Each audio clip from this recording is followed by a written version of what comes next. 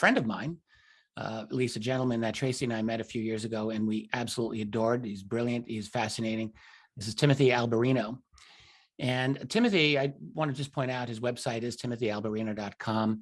He is a modern day Indiana Jones. This is for real. He has traveled around the world. He is one of the most unusual, at least from my perspective, people in ufology. And I say this from my own very limited, I have limited perspective. I'm going to just put this right out there. I have known a few Christian ufologists, and I'm just going to say Timothy seems to me a Christian ufologist. I've met a few, but I've got to say, Timothy is one of the most creative people that I've met in this field. And I'm really looking forward to talking with him. And he's into esoteric topics, alternative history, ancient mythology, ancient structures, Bigfoot, Sasquatch, giants, cryptids, UFOs, alien abductions, transhumanism, futurism, occult conspiracies, Christian eschatology, the whole thing. And he's also got a book called Birthright, and the subheading on this is just amazing. The coming post-human apocalypse and the usurpation of Adam's dominion on planet Earth. That's a heck of a mouthful. Timothy, welcome to the program. My pleasure. Thanks for having me. I should also mention that, Timothy, you and I appear in a forthcoming documentary. It's actually released the day that this interview comes out on November 30th, 2021. Extraordinary, The Revelations. This is part 3 in the Extraordinary series. And I don't know, have you seen the screener? I've seen it recently. I have. Yeah. I thought it was quite good. And in fact, as a result of having seen that, I thought I wanted to interview you. It was quite good, actually. I was pretty impressed. John and Jack did a really fine job. I agree. Yeah, their previous 2 were actually quite good as well, and I just thought this one was great. And I just want to say this: the reason I wanted to interview you specifically is, in my opinion, the best part of that documentary. There are a couple of different elements of it, but my favorite part was simply the fact that there were 3 fundamental perspectives on the alien presence here on planet Earth. So one was kind of typified by David Jacobs, who's got the his research, this concept of alien hybridization and a covert clandestine takeover of planet Earth. And then there's kind of what we can call the New Age perspective, I think mostly typified by Mary Rodwell, in which the alien presence is really seen as a very uplifting and wonderful presence that is generally here to bring humanity to the next positive stage of its existence. And usually with the alien presence discussion in ufology, that's where it ends. You don't normally see documentaries that bring in a Christian perspective, and yet this one did, and had L.A. Marzulli, who's maybe the most famous Christian ufologist, perhaps, I don't know, he might be, and yourself. And I thought both of you really had a very distinct perspective on this. And if I may just say, a negative perspective of the alien presence, certainly, but not exactly the same as David Jacobs. I think some similarities, but with a very different take on it as well. And I wonder if you would mind just getting into that and sharing your perspective of A, the alien presence, and B, if there's anything specific about what you might call Christian ufology, or your perspective on Christian ufology that you'd like to share with people. Well, when we talk about the alien presence or ufology in general, I like to divide it, at least in my mind, into 2 categories. One is the sightings of the objects. This is the bulk of ufology, and then the other category would be the abduction phenomenon. Now they go together, but it's different material when you talk about the abduction phenomenon. And I actually find myself more in Jacob's camp than anywhere else. In fact, I'm probably more in Jacob's camp personally than I am in some of my Christian colleagues' camp, because right out of the gates here, I'll propose this differentiation between the way that I think about abductions and aliens in the way that some of my, again, Christian colleagues, all of us coming from the biblical perspective, but deviating in this particular perspective. I do not subscribe to what is called the demon theory of UFOs or the demon theory of aliens. I do not believe that aliens have anything whatsoever to do with demons. I was wondering about that because in the documentary, it wasn't necessarily clear to me watching it where you stood on that matter. Yeah, and that's a big distinction, sort of in-house again among my colleagues. I believe that when you talk about demon possession and demonic entities from within the biblical worldview, of course, it's a completely different thing. And again, in my opinion, has nothing whatsoever to do with the abduction phenomenon or the UFO phenomenon at large. I believe that the entities that are abducting people are, in every sense of the word, extraterrestrial and alien. Okay. Now, where exactly they come from, I can't say. No one can say. But the word extraterrestrial simply means not from the Earth, a provenance other than planet Earth, and alien is anything that is not us, basically, in very general terms. And the entities that are involved in the abduction program, namely the Greys, including the reptilians and the insectilians, are clearly not human.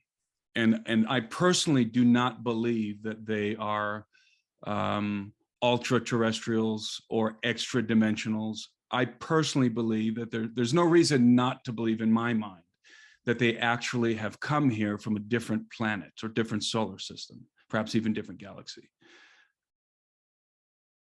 Well, I agree with that, actually. So that makes it very interesting for me.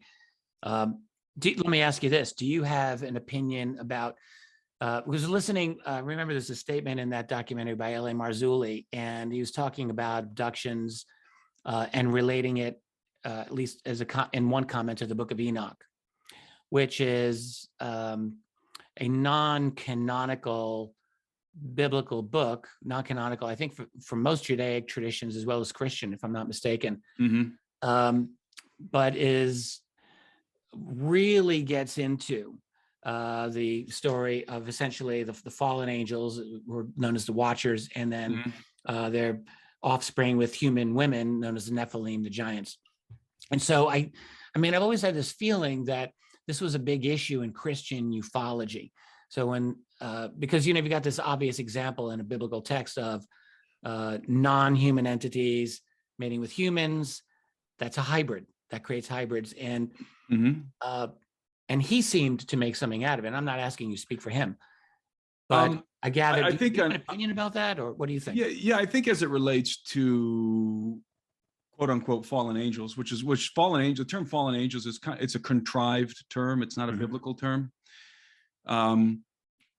So there's the Genesis 6 narrative that you're referring to. Yeah, it's expanded. It's expanded in actually the 6th chapter of the Book of Enoch. And indeed, I believe that the writer of Genesis derived his account from the Book of Enoch. So I believe that the Genesis account in some... Oh, you think the Genesis account was second? And then the to Book some of Enoch degree, I believe earlier? it was copied and pasted from Enoch, yes. Oh, wow. In fact, you have some of the very same phraseology. So I would have guessed the opposite way. Like, I would have guessed Genesis came first and then Enoch derived from that. That depends on that depends on if you believe, there's differing opinions among scholars as it pertains to the date, the date of the Book of Enoch.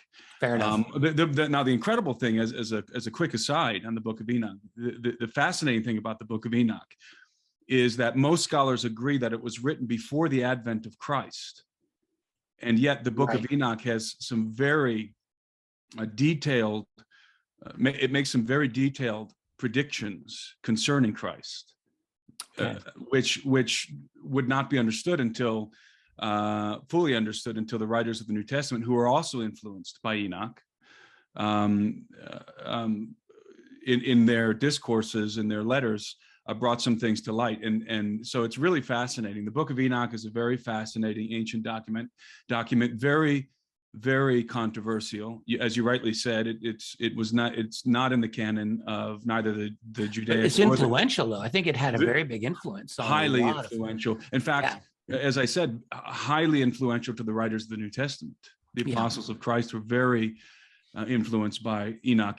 Enoch is the way that I like to describe the Book of Enoch, and we'll tie this into the UFO stuff in a moment here, but the way that I like to describe the Book of Enoch is that Enoch is the Hebrew, the ancient Hebrew story of the Golden Age. And the reason why I use this terminology, the Golden Age, is because every major ancient civilization has some kind of mythology, some kind of lore related to the Golden Age. With the Egyptians, it was called Zep Tepi, the first time. And it's known by various names, different cultures around the world, but it describes this time. It describes, in what I call in my book, the old world, the time before the flood, the world that was destroyed in the great cataclysm that rocked the earth many thousands of years ago, probably 12,000 years ago, somewhere around there. And all the ancient cultures, major ancient cultures, had some kind of a mythology, legends and so forth regarding this time. And the Hebrew version is recorded in the Book of Enoch. It's mentioned in Genesis 6. It's expounded in the Book of Enoch. And so the Book of Enoch is the Hebrew retelling, the Hebrew account of the Golden Age, the time before the flood and what led to the flood.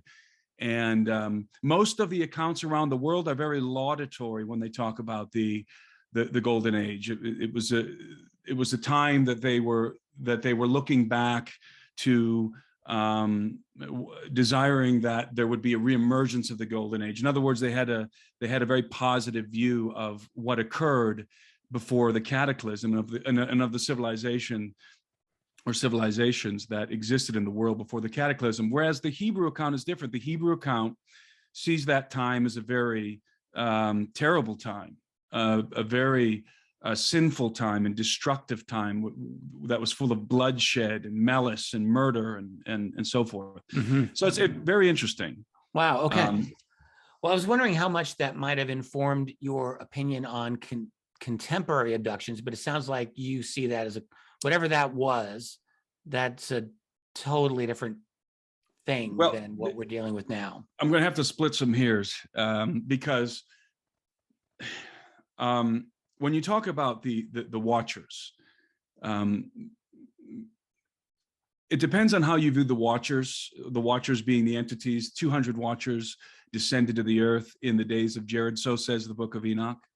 Mm-hmm. And so they came from an extraterrestrial realm. Whether you believe it was extra dimensional or whatever, it's still not the earth. It's still extraterrestrial. So we're dealing with extraterrestrials, however you slice it. It's a good point. So these entities descended to the earth on the summit of Mount Hermon. Then they took an oath. They then descended into the plains and they began to take women, not rape women, take them as wives. They received them as wives. They took them as wives. They married them and they procreated offspring, hybrid offspring with them that happened to be giants, according to the Book of Enoch and the Book of Genesis. And so the question is, who were these entities, these watchers? And this is where I think some conflation happens. There are a lot of Christian ufologists or just Christian researchers who've delved into ufology who will equate the watchers with the grays, with the gray aliens, or at least conflate those two ideas, that the watchers and the grays, that these are the same kind of entities. I completely disagree. I think that the watchers are different. The alien grays are something completely unique. However, I do believe that these entities, the watchers, that this was an quote unquote angelic race, very ancient, in possession of high technology, hailing from somewhere else other than the earth, extraterrestrial, and they can probably be described much the same as we describe or as the Nordics are described in ufology. The Nordics are the Pleiadians, that 6.5, 7 foot tall, Yep. Males with blonde or golden blonde hair, blue eyes, fair skin. Those who I think the Watchers were. So, well, this is actually Betty Andreasson, and her book's written by Ray Fowler. That's exactly. I didn't know that. That's her assessment.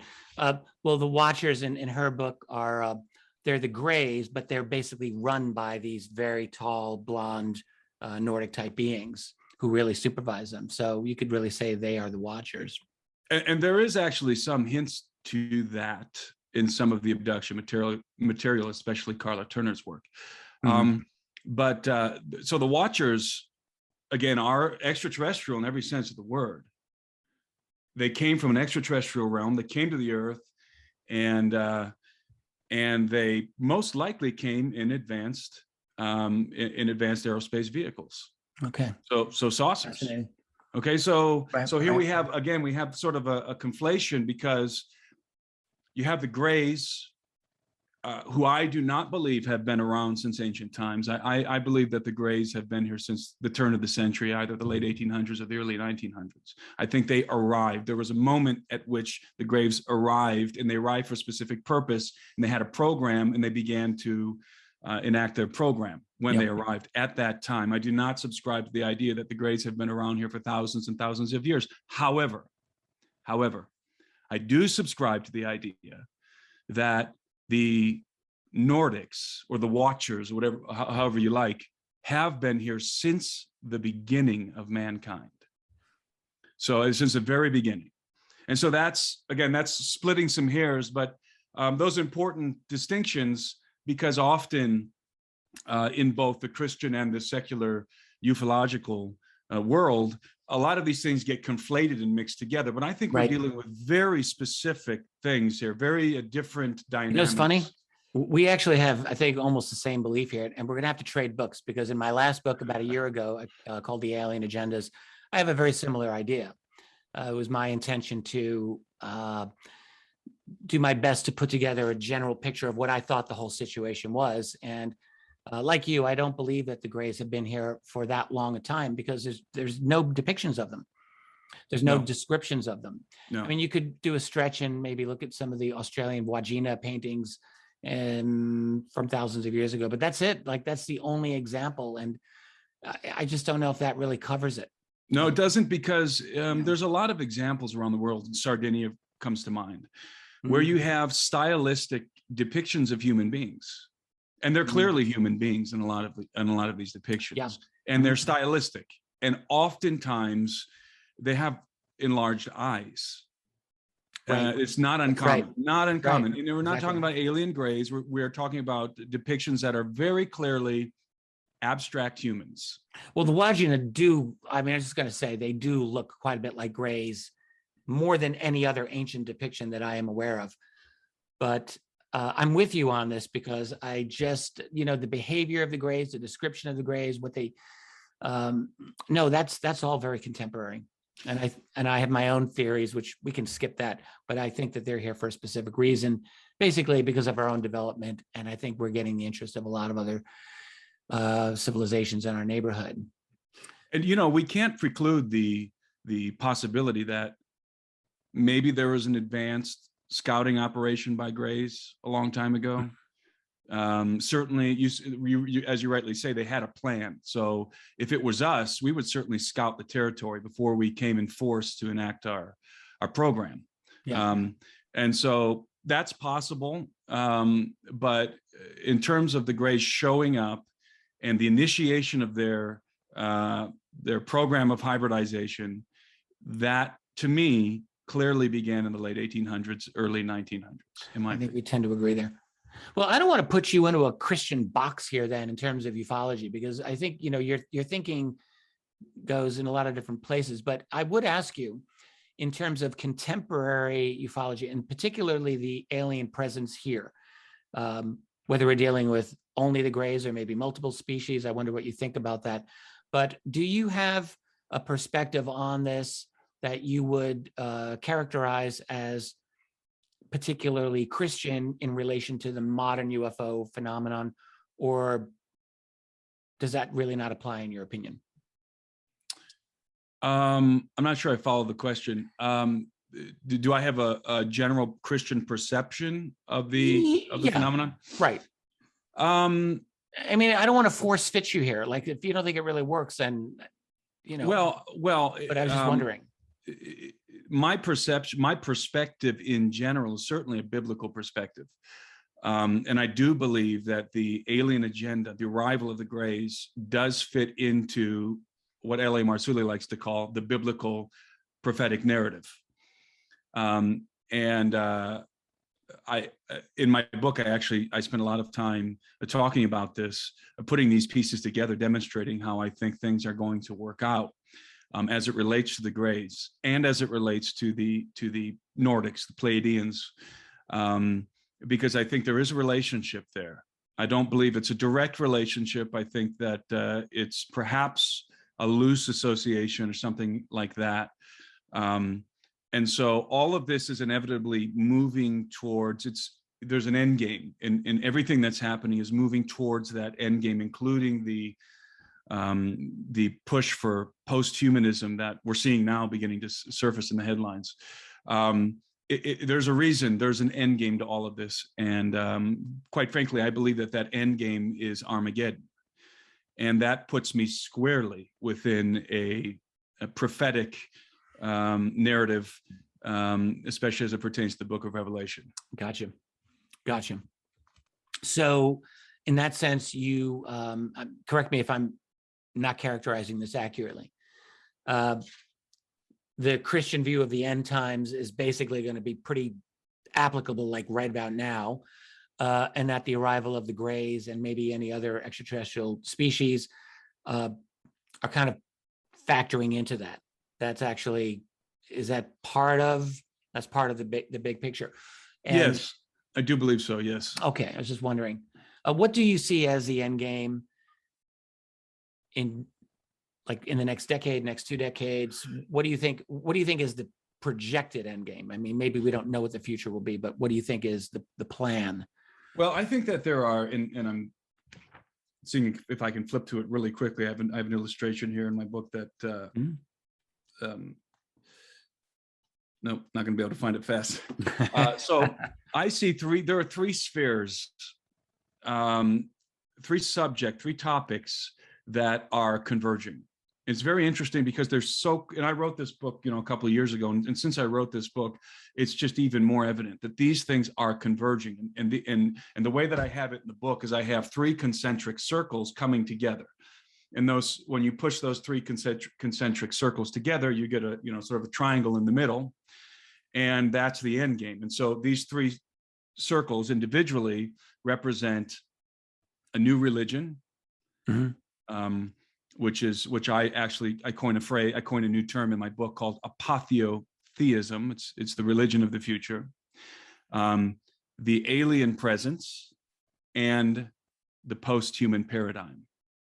So those are 3 things that I see converging right now. And then when they come together, things on planet Earth are going to be very different. It's going to fundamentally alter human society and fundamentally alter humankind. Now, all of those 3 things, I go to great length describing what they entail. But as it pertains to the alien question, I actually call it the alien threat in the book. And again, I wrote this book. I've been thinking about this a long time. And I wrote the book a couple of years ago, but even previous to writing the book, I've been thinking about the alien presence. There's obviously an alien presence on Earth. But what is the nature of this presence? And it became very clear to me, especially through the abduction phenomenon research, that the alien presence is best defined as an alien threat. And in fact, this is the way that the government, the Pentagon, is framing this slow walk of disclosure. It's being framed within something you're very familiar with, as a national security threat. It's a national security interest. And that's the way it's being presented to the public now, albeit very subtly. The Pentagon is being very cunning in the way that this information is leaking, but it is being framed as a threat. It's harassing our battleships. It's harassing our fighters. I've even heard accounts that they're now having problems with saucers hovering over our secret underground military installations. Of course, everybody knows about the incidents that have happened in the past with UFOs disabling our nuclear silos. And so it's becoming increasingly apparent to me that the way the alien presence is going to be ultimately revealed is going to be within the context of a national security threat. Well, they're playing it a little bit that way. I would say the threat part is going very low key at the moment, but you never know. This is such a huge debate, of course. I would want to ask you this. As I was saying when we started this, so this idea of the alien presence is really, it can be framed in multiple ways and with multiple interpretations. Actually, maybe I didn't say this while we were recording. I think maybe we said this before we recorded.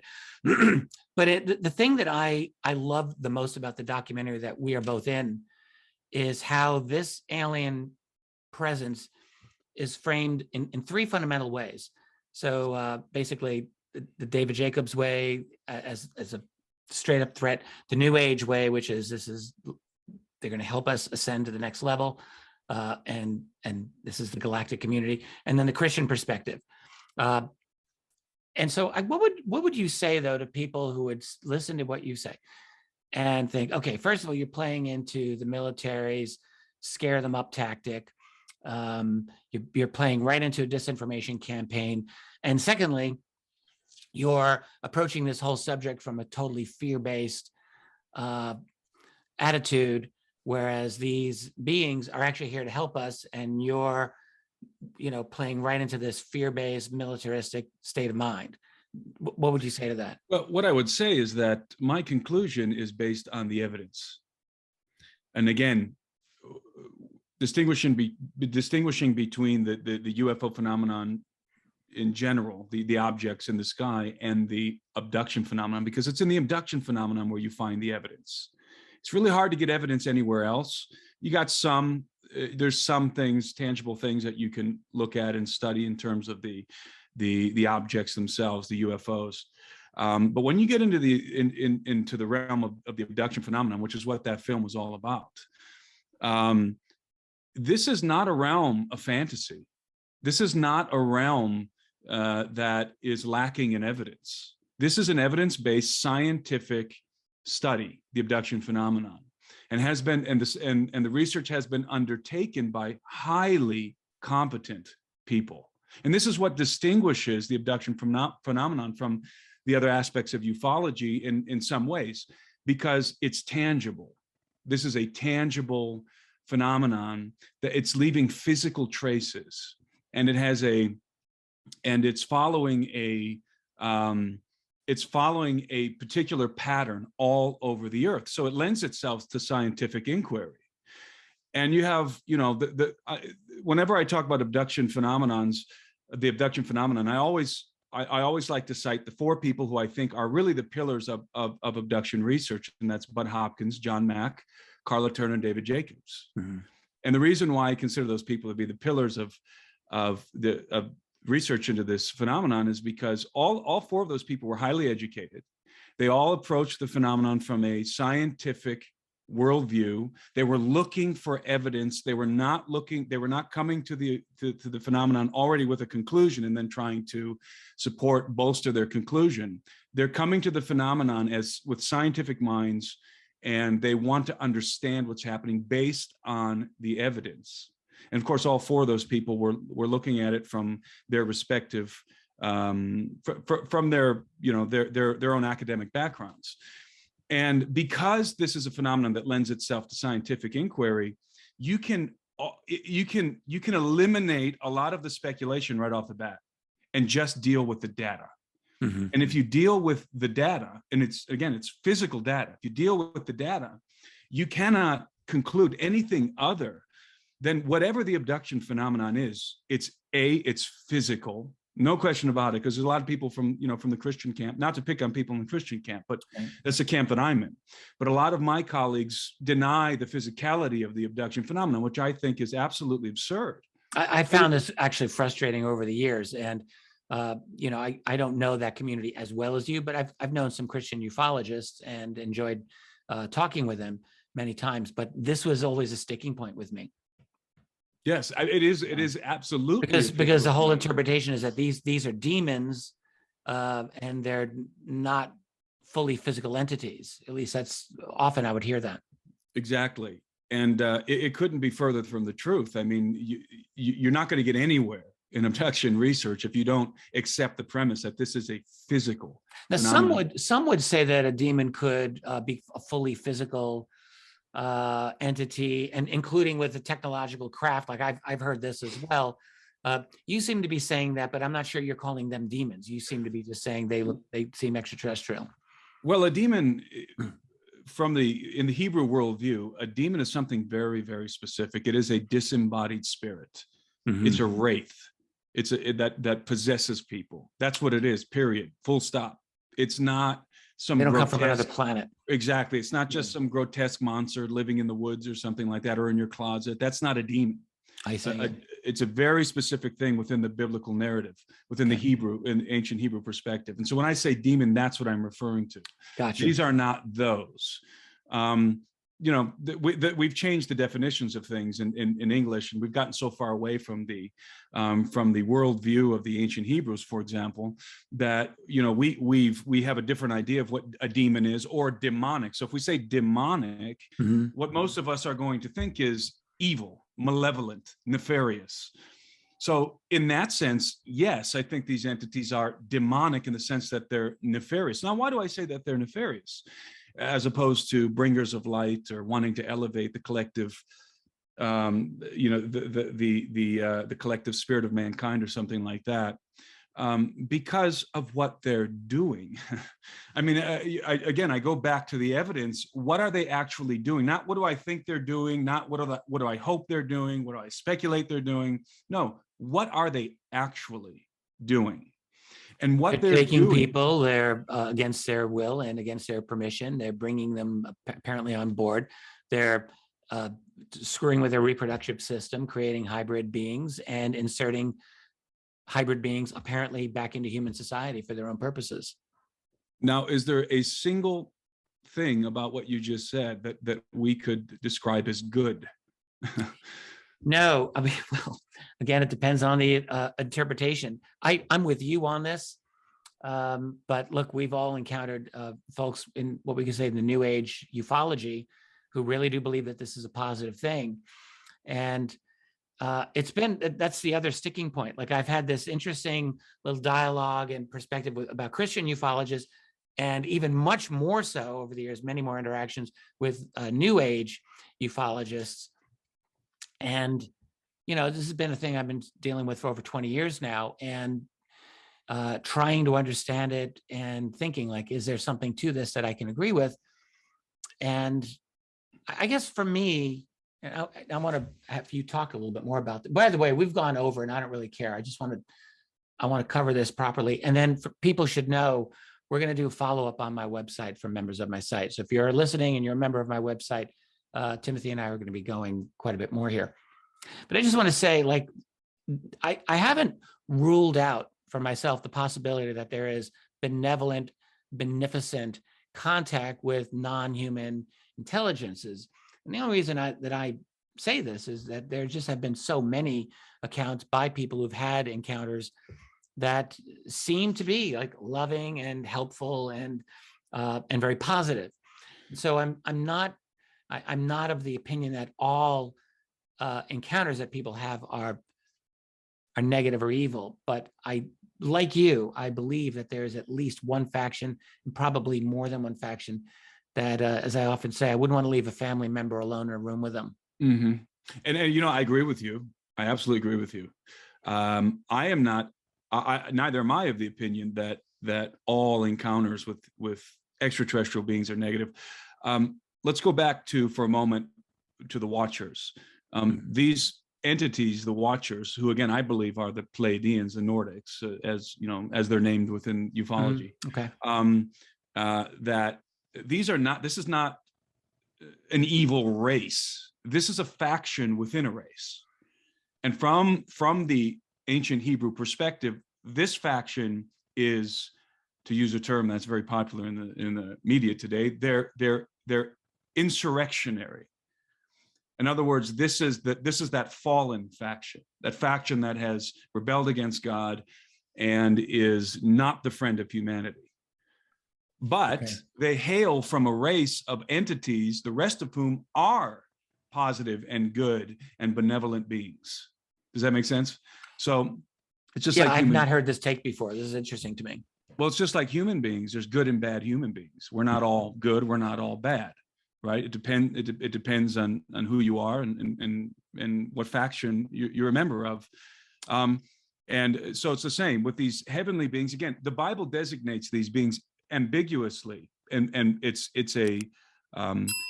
it's deliberately ambiguous, this designation within the scriptures. They're designated angels. Now, angel is not a description of one's nature. It's not a description of one's being. It's just a description of one's occupation. It just means messenger and envoy. And indeed, in the biblical text, even human beings are designated as angels when they are functioning as envoys. So angel just means messenger. So there's a deliberate ambiguity when referencing these very ancient beings who look like us. Rather, we look like them. And we know that they look like us because within the biblical context, people encounter them and they don't realize that they're angels, or they're described in the same way as a human being. They look like us. Now, having said that, I believe that the reason why you get that in Greek mythology too. I'm sure you're aware of that. Yes. The story that Zeus or Zeus, how that would be pronounced in Greek, would go as an ordinary looking human. Athena also, there's the stories of her doing the same thing. And in Norse mythology, Odin absolutely did the same thing. Exactly. These are, I think, widespread stories. Exactly. And so do people have encounters with the good guys? Absolutely. Absolutely. Are the good guys flying around in saucers? Yes, they are, in my opinion. They're using the same technology. It's the same race. It's the same civilization. So the good guys and the bad guys are using the same technology. It's not that the fallen faction within this civilization is grotesque with horns. No, not at all. They look exactly the same. They're brothers. They're kin. And in fact, we look like them. I designate this angelic faction in my book. I call them the elder race, which is a little hat tip to J.R.R. Tolkien. His Eldar race, which were, of course, the elves. And so I think of this angelic race as the elves. They were the older brother. We're the younger brother. They're the older sibling. We're the younger sibling. And this all fits very, very nicely into a biblical into a biblical context. For those who are wondering, how can this guy be a Christian? Believe me, it fits perfectly within the biblical context. Most people are unaware, but it does. And so when you think of it that way, when I look up in the sky, if I see a saucer hovering in the sky, I don't automatically assume that it's a gray alien. I don't automatically assume that it's a Pleiadian or some benevolent being, or that it's some evil being, because I think that the technology is ubiquitous. I think that the same technology is being used by all those factions.